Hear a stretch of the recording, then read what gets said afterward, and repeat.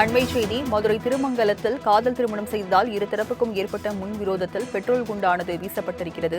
அதனை அண்மை செய்தியாக பார்த்துக் கொண்டிருக்கிறோம்.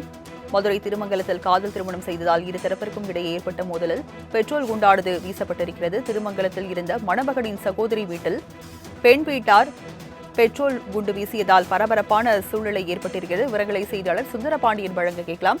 சுந்தரபாண்டியன், இதுகுறித்து விசாரணை மேற்கொள்ளப்பட்டிருக்கிறதா? காவல்துறையினர் தரப்பில் என்ன தெரிவிக்கப்படுது? ராஜலட்சுமி, மதுரை மாவட்டம் திருமங்கலம் சோழவந்தன் சாலையில் வசித்து வரும் செல்வம் பத்மாவதி தம்பதியின் இளைய மகன் அஸ்வந்த். இவர் திருமங்கலம் பழனியாபுரத்தைச் சேர்ந்த கவிராஜன் என்பவரது மகள் அனிதா. இருவரும் 4 வருடமாக காதலித்து வந்த நிலையில் கடந்த 5 மாதத்துக்கு முன்பு திருமணம் செய்து கொண்டனர். இருவரும் ஒரே சமூகத்தைச் சேர்ந்தவர்கள் என்றாலும் இந்த காதலுக்கு பெண்ணின் வீட்டில் எதிர்ப்பு தெரிவித்து வந்துள்ளனர். காவல் நிலையத்தில் வைத்து பேச்சுவார்த்தை நடத்திய அனிதா பெற்றோருடன் செல்ல விருப்பமின்றி காதலுடன் சென்று விட்டதால் பெண் வீட்டார் ஆத்திரத்தில் இருந்துள்ளனர். இதன் காரணமாக அடிக்கடி இரு வீட்டாருக்கும் இடையே தகராறு நடந்து வந்துள்ளது.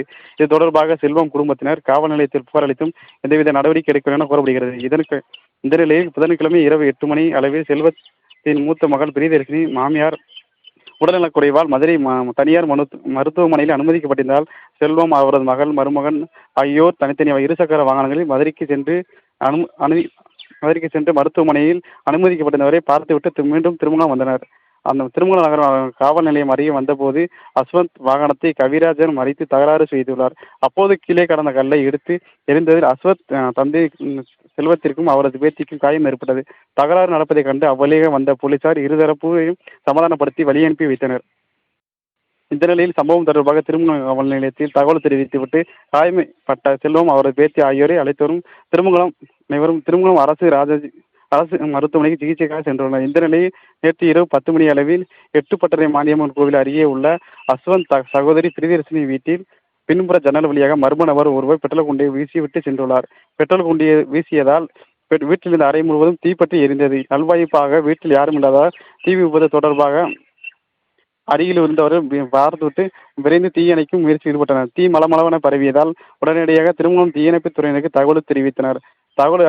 தகவல் அறிந்து வந்த தீயணைப்புத் துறையினர் அரை மணி நேரம் போராடி தீயை கட்டுக்குள் வந்தனர். இந்த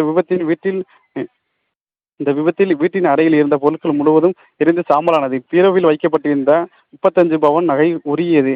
மேலும் ரொக்கப்பணம் 2 லட்சம் ரூபாய் தீயில் கருகி சாம்பலானது. தீ விபத்தின் போது வீட்டில் யாரும் இல்லாததால் பெரும் விபத்து தவிர்க்கப்பட்டது.